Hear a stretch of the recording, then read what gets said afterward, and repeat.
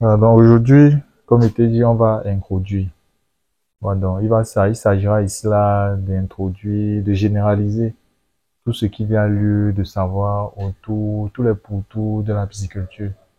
D'abord, de savoir ce qu'est le domaine lui-même, de savoir ce qu'est la pisciculture, de connaître les contours de la pisciculture.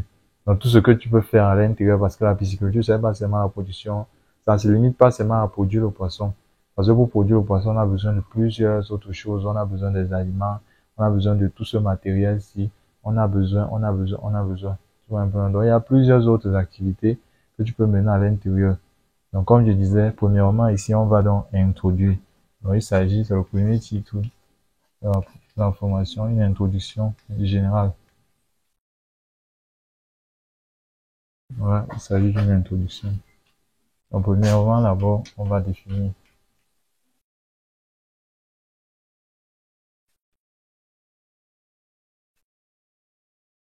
Donc, premièrement, on définit. Dans le livre, comme je t'ai dit, il y a pratiquement tout.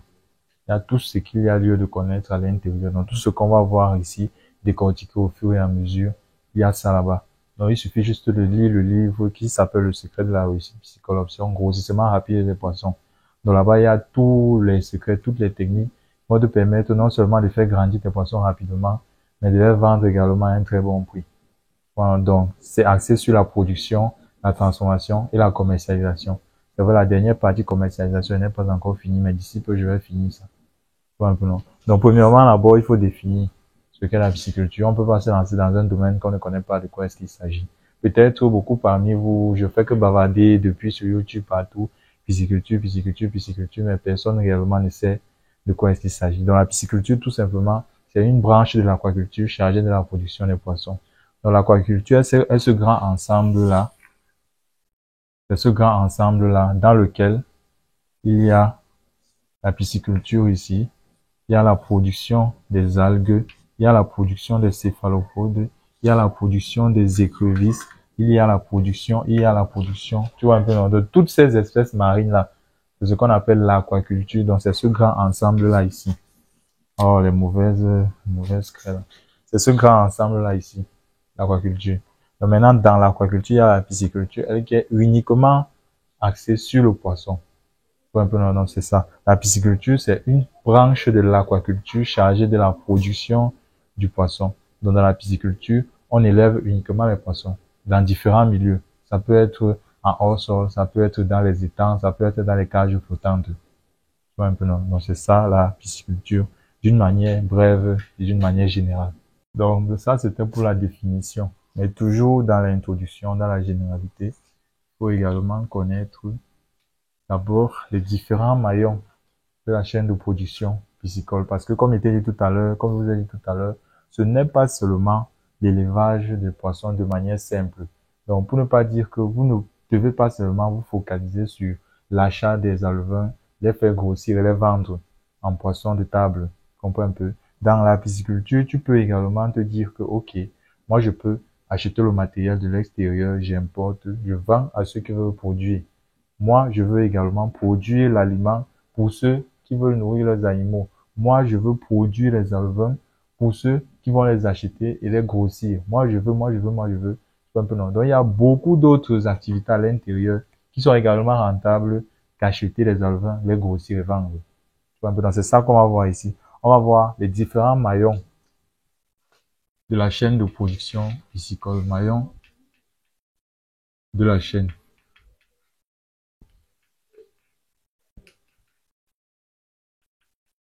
Donc, le premier maillon de la chaîne de production des poissons. Ce que tu peux facilement lancer, c'est le plus vulgaire, le grossissement. C'est le principal sujet pour lequel on est ici. Tu vois un peu, non? Donc, c'est cette branche-là dans laquelle on achète les éleveurs et on les fait grossir le plus rapidement possible pour les vendre en poissons de table. Tu vois un peu, non? Donc, le premier maillon, c'est ça qu'on appelle le grossissement.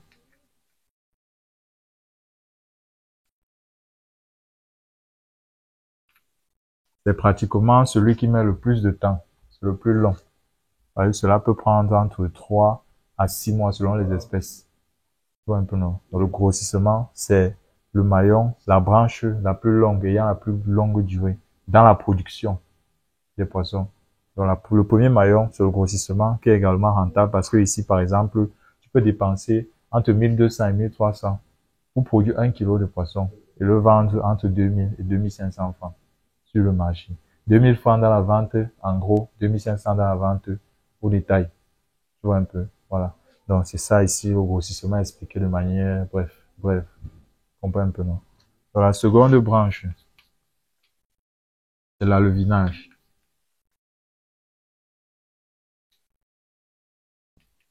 L'alevinage qui est cette branche où on se focalise uniquement à produire les alevins, les petits poissons, que ceux qui veulent grossir achètent, en vont grossir, puis vendent leurs poissons. Tu vois un peu, donc c'est ça l'alevinage. La production des petits poissons des alevins. Tu vois un peu. Maintenant, pour mettre ce business sur pied, il faudrait impérativement construire une écloserie. L'écloserie, c'est le lieu dans lequel naissent les poissons, naissent ces alevins-ci là, naissent ces alevins-ci. Tu vois un peu. C'est également une branche qui est très rentable parce que tu peux facilement multiplier ton poisson. Et en ayant par exemple deux géniteurs mâle-femelle, une femelle par exemple de plus d'1 kilo, elle peut te mettre facilement d'un seul coup plus d'une vingtaine de milliers d'alevins. Donc plus de 20 000, oui, d'alevins. Ces alevins-là, après 1 mois et demi, tu pourras les vendre en moyenne entre 80, 100 francs, 125, selon les tailles. Tu vois un peu, non? Donc c'est ça. Lorsque tu multiplies, tu vois un peu, et par alevin, tu peux dépenser approximativement 40 francs. 40 à 50 par alevin. Tu comprends un peu, tu vois déjà, francs par alevin, les dépenses par alevin que tu peux dépenser. Donc tu vois que c'est un business dans lequel on a pratiquement 100% de bénéfices dans l'alevinage. Donc ici, c'est la production des alevins. Voilà. Donc c'est également une branche très rentable. Très rentable. Tu peux également te focaliser, toujours dans la production, tu peux te focaliser sur la production des géniteurs.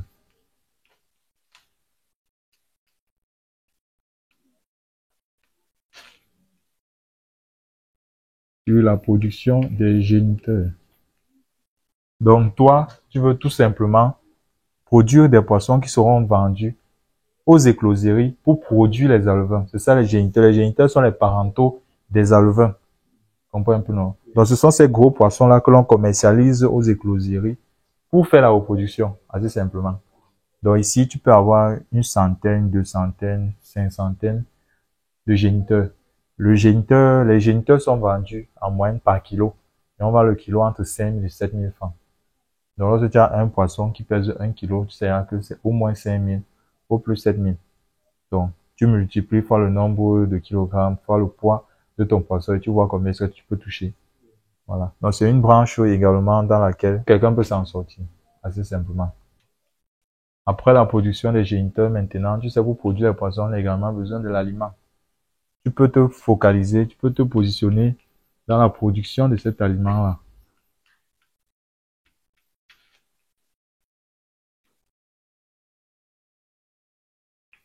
Donc, tu peux également te focaliser, te positionner dans la production des aliments. C'est-à-dire, tu produis des aliments et tu vends à ces différentes personnes qui grossissent les poissons, qui en produisent. Voilà. Donc, c'est également un secteur. Mais ici, il faut avoir une bonne formule alimentaire. Ici, à la fin, je vais te donner une formule avec un taux de 41% de protéines. Donc, c'est très bon à ce niveau-ci. Donc, avec cette formule-là, tu pourras faire grandir tes poissons normalement. Produire tes propres aliments. Ouais. Non, mais là, ça serait plus tard lorsque tu voudras agrandir ton entreprise. Là, il faudrait produire toi-même son aliment. Donc, également, tu peux produire des aliments. Tu peux importer tout le matériel. Donc, tu peux te focaliser, te positionner dans l'import du matériel d'élevage.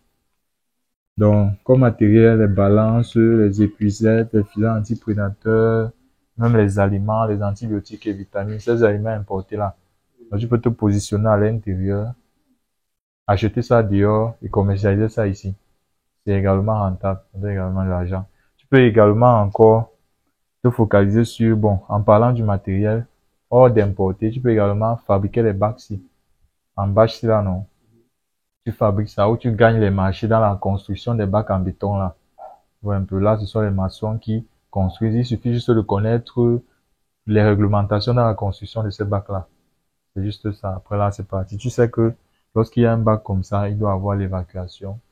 une évacuation ayant au moins un bon diamètre pour que ça se fait rapidement. Tu vois un peu, non? Avec l'approvisionnement en eau, tu vois un peu, et avec le filtre comme à l'intérieur pour éviter que ça envoie les alvéoles dehors lorsqu'on veut changer l'eau. Un peu dans ce que tu vois de l'autre côté là-bas. Voilà, donc c'est un peu ça. Donc voilà les différentes choses que tu peux faire dans l'élevage des poissons. D'une part, sans élever les poissons, hein, et d'autre part, en élevant également les poissons.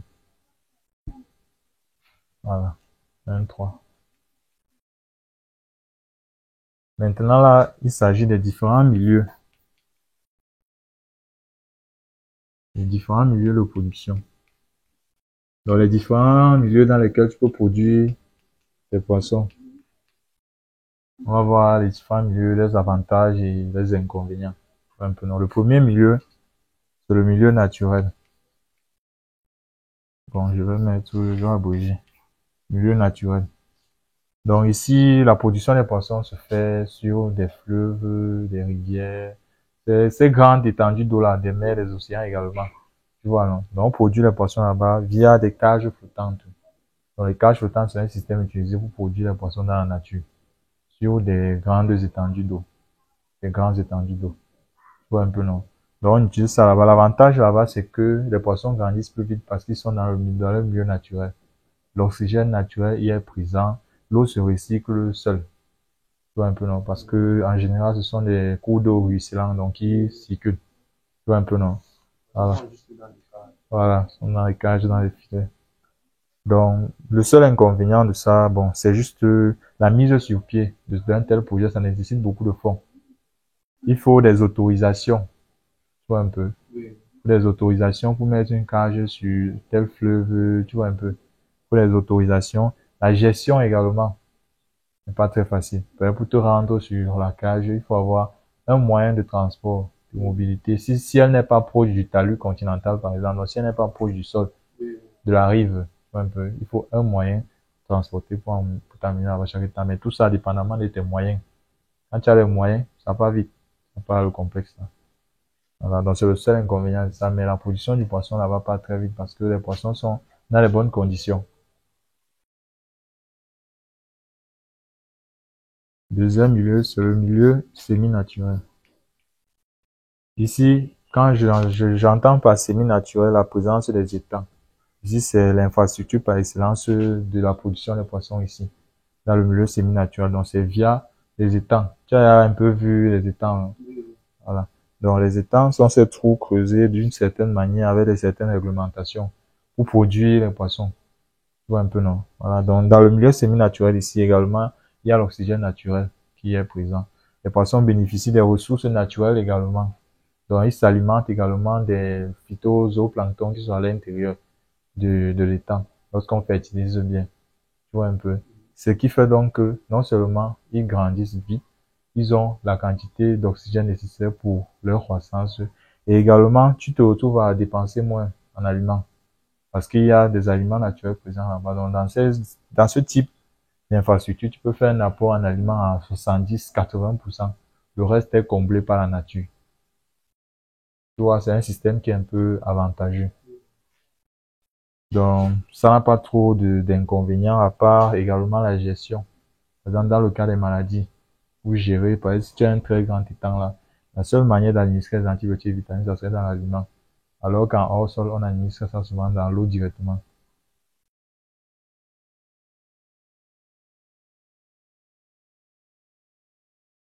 Et le troisième milieu, c'est le milieu hors sol.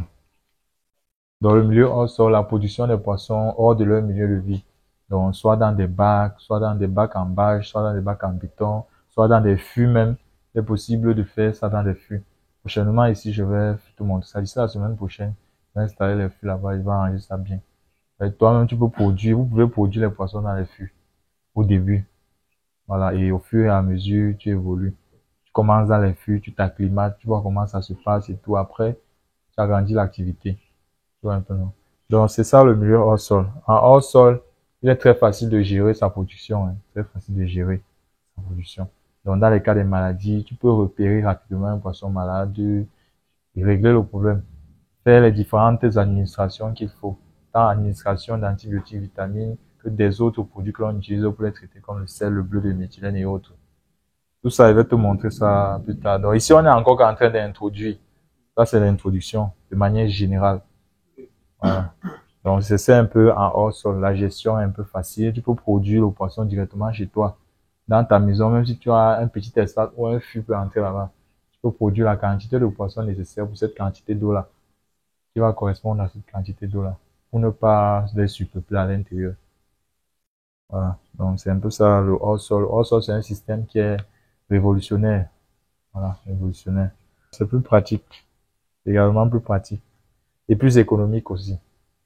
Plus économique. Ça, c'est par excellence, le mieux par excellence pour ceux qui veulent débuter. Quand tu veux commencer, tu te lances dans le hors-sol d'abord. Et au fur et à mesure, tu avances, tu évolues. Si tu as tes moyens directement de faire les grands étangs et autres là, tu y vas. On ne te déconseille pas. Voilà. Donc, ça, c'était un peu pour l'introduction. De manière générale, de manière généralisée, sur la pisciculture, ces différents milieux de vie et ce que l'on peut faire à l'intérieur.